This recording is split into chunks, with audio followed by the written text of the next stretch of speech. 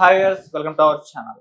అహ్మదాబాద్ లో Air India dreamliner flight crash అవ్వడంతో చాలా మంది చనిపోయారు, మనకు తెలిసిందే. అయితే ఇప్పుడు దీనిపైన ఒక విశ్లేషణ అయితే జరుగుతుంది. అంటే ఈ ప్రమాదం ఎలా జరిగింది, ఎందుకు జరిగింది, అటు ఎయిర్ లైనర్ అటు డ్రీమ్ లైనర్ ఉంది కదా, బోయింగ్ విమానం, ఇది ప్రపంచవ్యాప్తంగా కూడా మంచి గుర్తింపున్న విమానమే సంస్థ.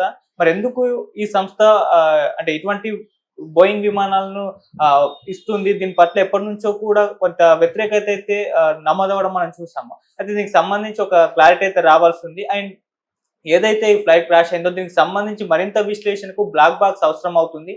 మరి బ్లాక్ బాక్స్ ఇప్పటి వరకు కూడా లభ్యం కాలేదని ఒక వార్త వైరల్ అవుతుంది, లేదు దొరికింది అని చెప్పేసి ఒక వార్త వైరల్ అవుతుంది. మరి బ్లాక్ బాక్స్ దొరికిందా లేదా, ఇప్పుడు ఇదే అంశం మీద డిస్కస్ చేయడానికి ప్రజెంట్ మనతో పాటు సీనియర్ జర్నలిస్ట్ అరవింద్ కొల్లి గారు ఉన్నారు. వారిని అడిగి తెలుసుకునే ప్రయత్నం అయితే చేద్దాం. సార్ నమస్కారం. సార్ బ్లాక్ బాక్స్ కు సంబంధించి అది ఇంకా దొరకలేదని ఒక వార్త వైరల్ అవుతుంది, లేదు దొరికింది అని కూడా చెప్తున్నారు. ఏంటి బ్లాక్ బాక్స్, దీని వలన విశ్లేషణ చేయొచ్చు అంట కదా? మరి యాక్చువల్గా ఫ్లైట్స్కి సంబంధించి అంటే మొత్తం దాదాపుగా ఫ్లైట్స్ కానీ హెలికాప్టర్లు కానీ వీటికి బ్లాక్ బాక్స్ అనేది ఉంటుంది. అది నీళ్ళల్లో మునిగినా ఫైర్ యాక్సిడెంట్ అయినా కూడా నాశనం కానటువంటి పటిష్టమైనటువంటి ఒక సాధనం అది. దాంట్లో పైలట్ల సంభాషణలు కూడా రికార్డ్ అయ్యేటటువంటి పరిస్థితి. బహుశా నీకు ఇంకా గుర్తుండాలి, YS Rajasekhara Reddy helicopter crash సందర్భంగా బ్లాక్ బాక్స్ చాలా కీలకమైనటువంటి సాక్ష్యంగా ఉంది. అప్పుడు వాళ్ళ మధ్య జరిగిన సంభాషణలు, అదే సందర్భంలో అక్కడ ఉన్నటువంటి గెస్ట్ల మధ్య జరిగినటువంటి సంభాషణలు కూడా దాంట్లో రికార్డ్ అయినటువంటి సందర్భం. అయితే బ్లాక్ బాక్స్లో ఏముంటుంది అనే అంశంలో చాలా క్లియర్. ఫ్లైట్కి సంబంధించిన ఆపరేషన్ మాడ్యూల్లో జరిగి ఏమైనా మార్పులు చేశారా, లేదా ఏమైనా టెక్నికల్గా ఏమైనా లోపాలని ఐడెంటిఫై చేశారా, అదే సందర్భంలో ఎయిర్పోర్ట్కి వీళ్ళు టచ్లో ఉన్నారా, రాడార్ స్టేషన్కి కానీ గ్రౌండ్ ఏరియాలో ఉన్నటువంటి కనెక్టివిటీకి కానీ టచ్లో ఉన్నారు.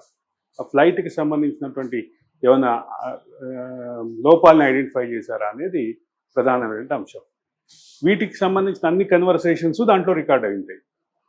దీనికి సంబంధించినటువంటి టెక్నికల్గా ఉండేటటువంటి టెక్నికల్ మొమెంటమ్ని కూడా ఆ బ్లాక్ బాక్స్ రికార్డ్ చేస్తుంది. ఇది వాస్తవంగా.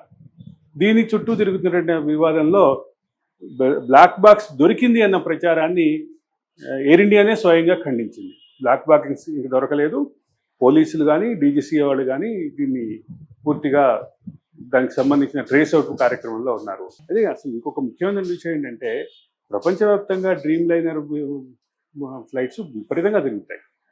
తిరిగే క్రమంలో అదొక సక్సెస్ఫుల్గా చెప్తారు, సక్సెస్ఫుల్ ఫ్లీట్గా చెప్తారు. కానీ అదే సందర్భంలో కొన్ని విమర్శలు ఉన్నాయి. అది అంటే కాలం చెల్లినటువంటి టెక్నాలజీ అనేటువంటి విమర్శలు అక్కడిక్కడ ఉన్నాయి. ఉన్నప్పటికీ దాన్ని ఒక సక్సెస్ఫుల్ ప్యాసింజర్ ఫ్లీట్ ఆపరేటింగ్ వెహికల్గానే చెప్తారు. ఈ నేపథ్యంలో ఒక బ్లాక్ బాక్స్, రెండోది డ్రీమ్ లైనర్లో వచ్చినటువంటి అదే. దీంతో పాటు ఇంకొక అంశం కూడా గమనించాలి. ఈ ఫెడెక్ అనే ఒక దాంట్లో ఒక టెక్నాలజీ ఉంటుంది. అదేంటంటే ఇంధనం సరఫరాని నియంత్రించేటటువంటి టెక్నాలజీ. ఒక్క మాటలో చెప్పాలంటే, సింపుల్గా మన సామాన్యుల భాషలో చెప్పాలంటే, ఇంధన సరఫరాని నియంత్రించేటటువంటి టెక్నాలజీ. అక్కడ ఇంధనం జామ్ అయింది, జామ్ అయిన కారణంగానే ఫ్లైట్ మూమెంట్ ప్రాబ్లం అయింది. ప్రాబ్లం అయినటువంటి నేపథ్యంలో భూమికి గుద్దుకొని అక్కడ వచ్చినటువంటి ఫ్రిక్షన్ తోటి, ఘర్షణతోటి వచ్చినటువంటి మంటలు, ఆ మంటలతోటి మొత్తం తగలబడింది అనేది చెప్తున్నారు. కానీ యాక్చువల్గా ఇంకొక అవకాశం ఉంది.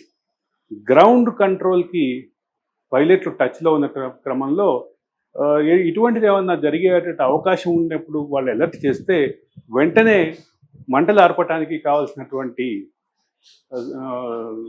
సరంజామాని, వాహనాల్ని, వాటన్నిటిని ఫైర్ సర్వీస్ నుంచి ఏర్పాటు చేసేటటువంటి అవకాశం ఉంది.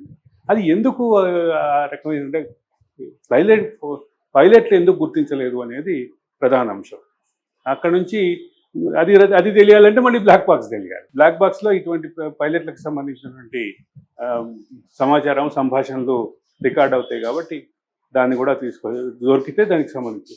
అయితే మొత్తంలో బ్లాక్ బాక్స్ మిక్సింగ్ అనేది ఒక కుట్ర కోణాన్ని ఊహిస్తూ సోషల్ మీడియాలో ప్రచారం ఉంది. దీనికి వాస్తవంగా రూపం ఏంటంటే, ఆ బ్లాక్ బాక్స్ దొరకటం, బ్లాక్ బాక్స్ దొరికిన తర్వాత దానికి సంబంధించినటువంటి ఈ చర్చకు ముగింపు వస్తుంది అని చెప్పాలి. Okay sir. మరి అంటే దీనికి సంబంధించి ఇది ఎప్పుడు దొరికే అవకాశం ఉంది? ఇది అంటే డ్యామేజ్ అవ్వదని కూడా చెప్తున్నారు కదా! మరి ఇప్పటి వరకు అది బ్లాక్ బాక్స్ ఏ రకంగా తయారు చేయబడి ఉంటుందంటే వాటర్లో మునిగినప్పటికీ దాంట్లో లోపలికి వెళ్ళే అవకాశం ఉండదు. అది దొరికితే దానికి సంబంధించినటువంటి పూర్తిగా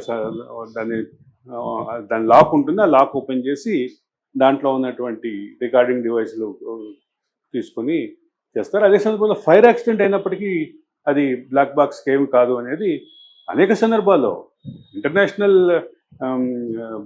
అంటే సివిల్ ఏవియేషన్లో కానీ, డిఫెన్స్ ఏవియేషన్లో కానీ, ఏవియేషన్ ఆపరేషన్లో ఎక్కడన్నా ఇటువంటి ఘటన జరిగినప్పుడు బ్లాక్ బాక్సే కీలకం. మన రక్షణ chief of army staff CDS మొదటి సిడిఎస్ సంబంధించిన ఫైర్ యాక్సిడెంట్ ఏదైతే అయిందో హెలికాప్టర్ తగలబడిపోయాడు, అప్పుడు కూడా అదే పనిచేసింది.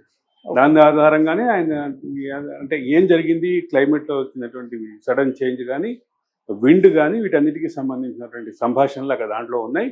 అవి విచారణకు చాలా ఉపయోగపడినటువంటి సందర్భం. నేను రీసెంట్గా జరుగుతున్నటువంటి రావత్కి సంబంధించినటువంటి ఫైర్ యాక్సిడెంట్ గురించి చెప్తున్నాను. ఓకే. ఇటీవల కాలంలో జరిగినటువంటి ఆ అంశం నుంచి అనేక అంశాలు, రాజశేఖర రెడ్డి చనిపోయినప్పుడు అది కూడా ఆ క్రాష్కి సంబంధించినటువంటి బ్లాక్ బాక్స్ దొరికిన తర్వాతే దానికి సంబంధించినటువంటి చిక్కుముడి వీడింది.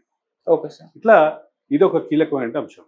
అయితే ఇందాక నేను చెప్పినట్టుగా ఫెడాక్ ఏదైతే ఉందో ఆ టెక్నాలజీ అంటే